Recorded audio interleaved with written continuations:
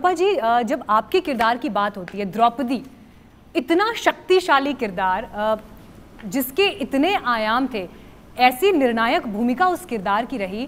कितने उदाहरण, जैसे मैं अभी बात कर रही हूँ तो मेरे हाथ में रोंगटे खड़े हो रहे हैं इस वक्त, जब मैं ये इमेजिन करती हूँ कि चीर हरण का जब वो दृश्य पिक्चराइज होता है, तो आज भी जब आप उसको देखते हैं, उस दृश्य को देख के कई विचार आपके मन में आते हैं। आप एक बार फिर से अपने आप को डेवस्टेटेड महसूस करते हैं। आपको लगता है उस दौर में ऐसा हुआ और आज के दौर में भी परिस्थिति कितनी बदली है। जब आप उस किरदार की तैयारी कर रही थी, आपने खुद उस किरदार को अपने भीतर आत्मसात किया होगा। क्या शक्तियाँ, क्या कमज़ोरी द्रौपदी के किरदार में आपने देखी थी? देखिए, वैसे मैं एक इंसान भी वैसे ही थोड़ी सी ज़िद्दी हूँ, थोड़ी सी साहसी हूँ, और जो सही लगता है वही बोलती हूँ। बचपन से मेरी आदतें भी वैसी थी, जैसे द्रौपदी की जो हिम्मत है, जो सीधा बोलने की आदतें है, साहस है, वो सारे ऐसे ही, उसमें कई सारी चीज़ मुझ में था बचपन से। तो शायद वो कैरेक्टर के साथ मैं अपने आप को जोड़ भी पाई। हालांकि हमें उस वक्त जब हम शूटिंग कर रहे थे महाभारत के, वो दोबारा महाभारत पढ़ना पड़ा।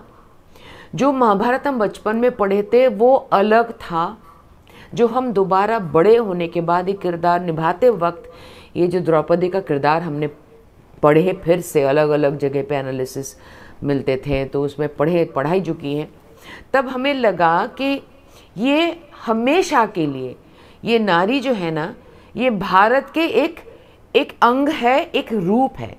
हमेशा नारी में इतना ही शक्ति हमेशा ही था, आज भी है।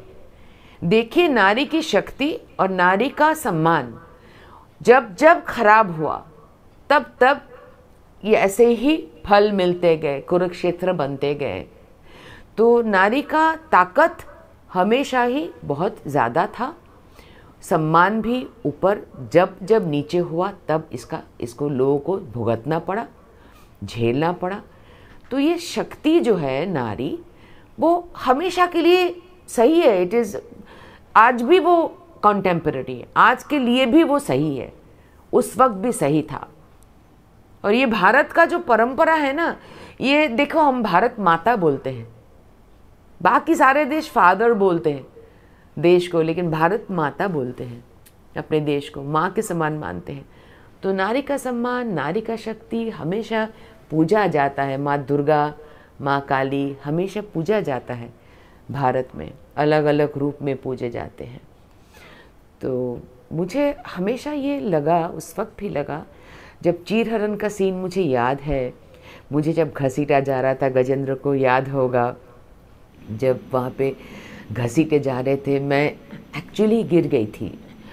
मैंने दुशासन के साथ इतना विरोध किया, उसको इतनी तकलीफ दी उसको खींचने में, कि उसे सचमुच परेशानी, वो यूँ सचमुच पसीना पसीना हो गया था।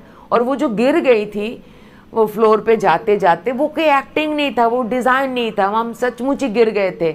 और उसको बहुत तकलीफ हो रही थी हमें उसको वहीं से घसीट के ले जाने का।